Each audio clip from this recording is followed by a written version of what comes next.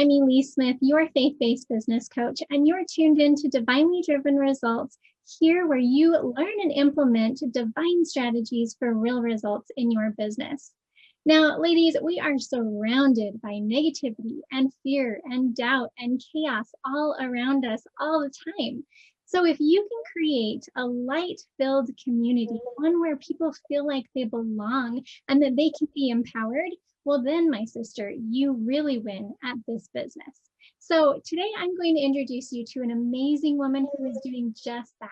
Her name is Camille Miller, and she is the founder and chief visionary of the Natural Life Business Partnership. So Camille, tell us a little bit more about who you are and what you do. Yeah, thanks for having me here too. I'm kind of excited. So like you said, I am the founder of the Natural Life Business Partnership, which is a global network of soul-centered entrepreneurs. So a lot of what we do is we come together as a collaborative community, but we really are there to support and love each other as we build out our businesses, because being an entrepreneur can be very lonely, right? With self-doubt and limiting beliefs and all of that other stuff. But also, if you come from a very spiritually grounded place, you might not fit in your regular daily practices and what you do. So when I couldn't find a community of people like me, I created it. So so we're all really about building businesses. It doesn't matter what you do, it matters who you are as a person. Yeah. So our community has lots of doctors and healers and coaches, but we also have architects and actors and lawyers and financial planners. So the common thread is our spirituality and being grounded in who we are, what we do. We obviously we're grounded in science as well. So we try to embrace both science and soul. Oh, I love that. Yeah. That's such a great point, right? Is that in our entrepreneurial journey, we can feel so alone. And when we go to those networking events and maybe it just doesn't feel like it's working or that we fit in, that we need to either create our own or find something where we can embrace that spirituality. So I love what you're doing. So tell us a little bit more about your story. How did you get started on all of this? So my background is actually strategic planning for nonprofits. And the last job I had, I was a CEO and executive director of the Northeast Organic Farming Association, which put me in a crowd of people that were just very holistically based. But I did that for 4 years. I became interim president of the entire Northeast, which was kind of exciting. But the work was defunded. We were funded by the USDA, and the work was defunded in 2015.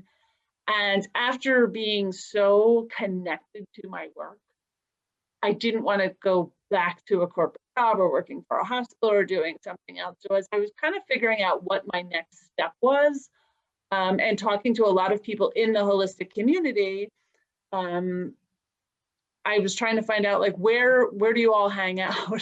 Where do you go? How do you get together? And every time I talk to someone, they're like, yeah, there is no community. There's nothing like it. So it was December of 2015. I went home and I wrote a business plan of how I could create a community of people just like me. And although we started meeting in person 5 years ago, we're just finishing up our 5th year. In 2018, we went online because of Zoom, and I couldn't travel as much anymore. Because I have 3 kids at home, or had. I'm an empty nester now, but and trying to figure out, okay, how am I balancing it all? I went online, and we started to grow across the country. And 2019, we started to go international, and here we are in 2020. As COVID hit, we were such a well-established online community, so a lot of people that were watching us from the sidelines joined. And we always had people that had some type of global aspect to their business, right? So we taught Zoom, we taught you to have some type of global aspect. So it all just kind of came together, and the community grew. But we're really a community of such support for each other that we all rise together is the idea. We can't leave people behind. And we are accountability partners, and we share secrets, and we talk about our frustrations, we share our successes. It's something that we do together. It's almost like we're our own family. Oh, I love that. And to be able to give a home for those people who maybe, don't fit into that typical world mode, and that mold that we have been given. So that's so inspiring. So talk to us a little bit, if you don't mind, about your journey with God along the way. Like, how did he inspire you to do that? So for me, I've always kind of had a knowing, if I can say that. So I always, when I put out this plan, I kind of knew that it was my purpose and what I was supposed to do. I always say the best way to explain it is I knew that I was supposed to bring people together. I didn't always know why or how it was going to look like or what it was going to be. But it's like driving a car and your headlights show you the 200 feet in front of you. And that's all I needed to know because I felt like I was told the next piece as time went on. And I also have a deep spirituality where I believe I'm guided. I have this knowing. But the hardest part is to give it up, right? To just allow things to be brought to me and to hope, right? That's the hardest part, is to sit back and not try to manage it all. Yeah, and how to strike that balance, because I love how you said that. And it's like the headlights, right? It's just one step at a time, and that's the one that you take that you can see in front of you, and you don't have to worry about the other steps. But how do you strike that balance? I try to stay in my lane, and that's what I tell other people. Focus on one thing. A lot of times entrepreneurs go wide, and it gets too wide and they can't manage it, or it's all kind of like half done. So just kind of stay in that lane. And my lane at the end of the day was to build the community. And that was it. And just to always serve that community. So I always asked them what they needed. I didn't provide and then try to fit them into it. I just always asked, what do you need? What do you need? And that's how the community kind of built. So now we have classes and masterminds and book clubs and writers clubs and support groups and all sorts of things. But that's because that's what the community needed, right? So I communicated it. And it's really just listening, right? And allowing it to just form and happen. And that's kind of the key. And that's the way I teach business though, too. So if you're telling me about your business, I always ask about your life, what you like, what you don't like, how you see it. Like, what's that ultimate dream? And let's start there, right?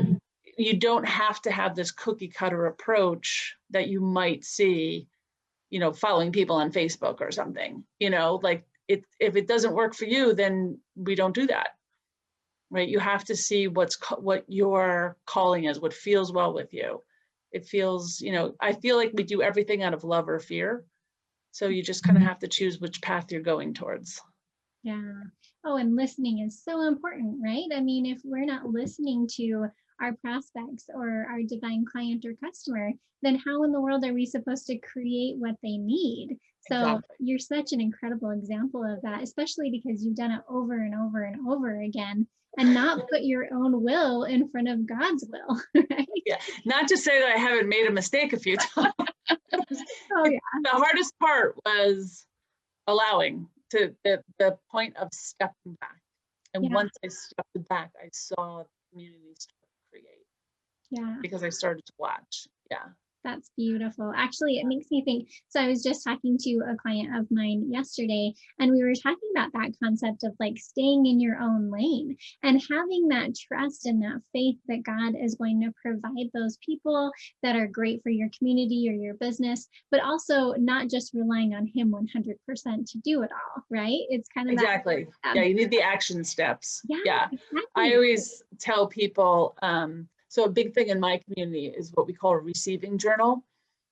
To be able to not only be grateful for everything that happens in every day, but to actually acknowledge all the things that are coming towards you. And when you have to write down every day an opportunity or something that crossed your path, it's a lot different way of looking at things. Right now, as I'm building my staff, I had this today. And I have people crossing my path, and I'm always like, well, are they the one? Are they the one? And I don't know. And then a couple of days ago, someone crossed my path, and I thought they were my next hire. And then today I found somebody else. I was like, I wonder why they crossed my path. And I was like, maybe it was to show me this person, because now I had a comparison, and to always look at, well, and to be thankful for it. So yeah, just, okay, there's always a lesson, or what's the lesson there? Yeah. And if you don't take those steps, then you won't be able to find those people that are meant for your business, or meant to be a connection, or meant for you to like see as a mirror of yourself or for someone Exactly. else. So everything happens for a reason, for sure. Absolutely. There's no coincidences. No, exactly. So talk to us about, maybe one of our listeners has a small community right now of light, but they're hoping to spread that into the world a lot bigger.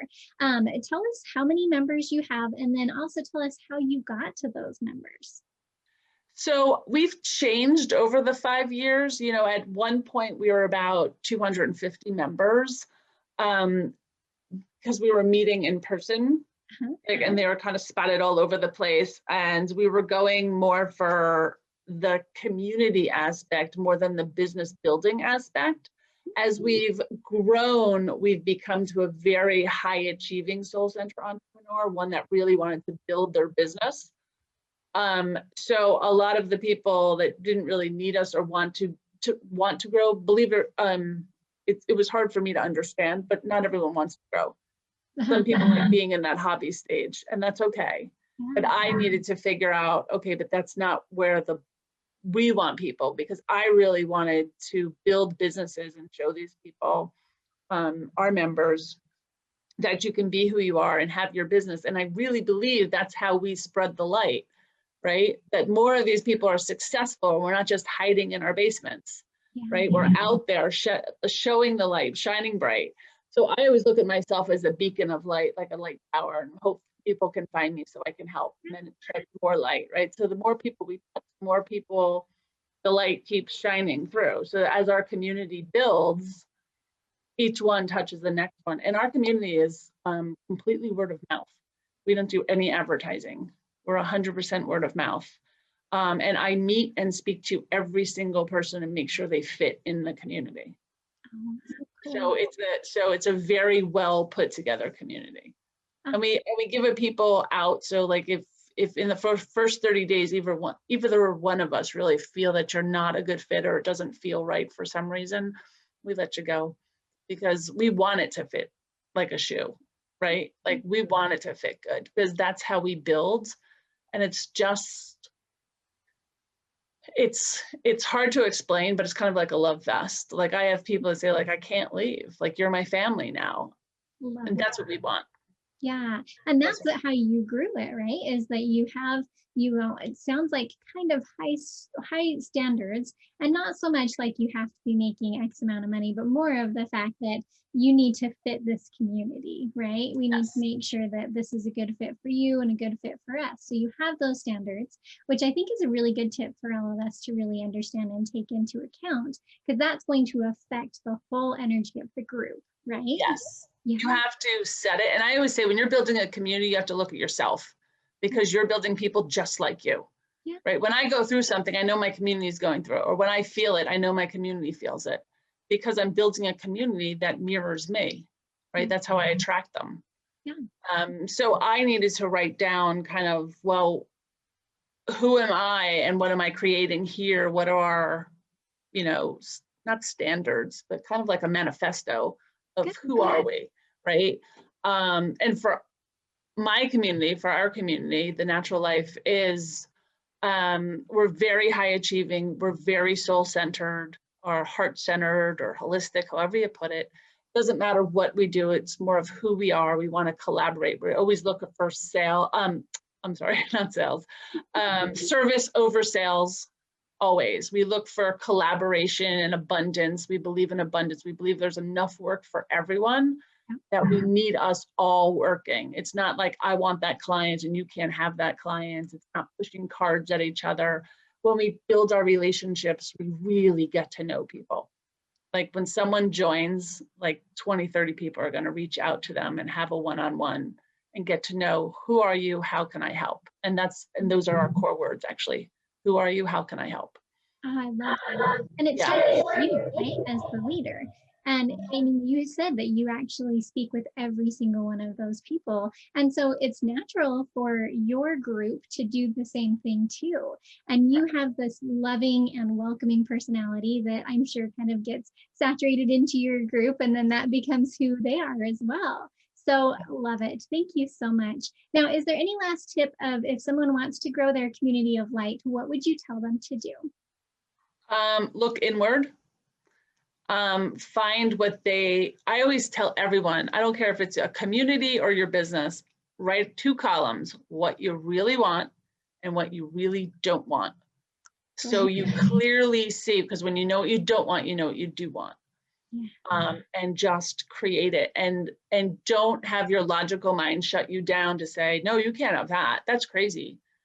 And a lot of people will tell you you're crazy, but don't believe them. Believe like your heart, your center, because everyone needs community. And the biggest compliment I get is when people call or email, or I get thank you notes all the time of just like, wow, I had no idea that there are people like me out there.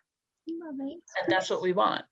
Yeah, we all want to belong, and we all want to be that light upon the hill, right? We want to be that beacon, just like you were talking about. And we, as sisters, we have an opportunity to do that with our businesses and with how we live our lives. And so, sisters, we need to share that light, just like Camille is telling us to do so and how to do so. It starts with us. It starts with who we are. And then it is finding those people who are a good fit so you can protect your community and make sure that it really is based on the principles and those guidelines and that manifesto, just like she was talking about. So beautiful. Well, so Camille, if they want to learn more about you, where do they go and how can they find out about your great community? So they can go to thenaturallife.org. And find out all about the community. If they want to talk to me, there's actually a link there. It's called Are We a Good Fit? And it asks about your business, and we can jump on a strategy call and I can help you if you're a good fit or not. If you just need help with business strategy or something. I don't really do personal coaching. It's more about the group, but just to kind of get you started to see if you fit into the community, you're welcome to go there. We will always reach out if you join us, and we do have a monthly meet and greet too that's open to anybody. Okay, great. Well, great. Well, thank you so much for being on the show today. You are just an inspiration, and I think we've all learned so much about our own communities of light that we are feel called to really pursue and build in our own lives and our businesses. So if you guys want more of Camille, not only can you check out her amazing group, but in our Faithful Ladypreneurs Facebook group, she is going to be doing a live for us. So if you want more of her amazing tips and just that love and that light that she shares, come join us in Faithful Ladypreneurs. All right, Camille, any last words that you'd like to kind of share with the group here before we end? Can't think of any, but I do want to thank you for having me and allowing me to just share the idea of creating community. Definitely. I think we need it right now, right? That's for sure. Absolutely. I think that's the one thing that we've been missing and showed us during 2020. Yeah, definitely. Yeah. We need community. We need community again. Yeah. Yeah, absolutely. Well, thank you again. And thanks for watching and listening, guys. And we will see you next time on Divinely Driven Results.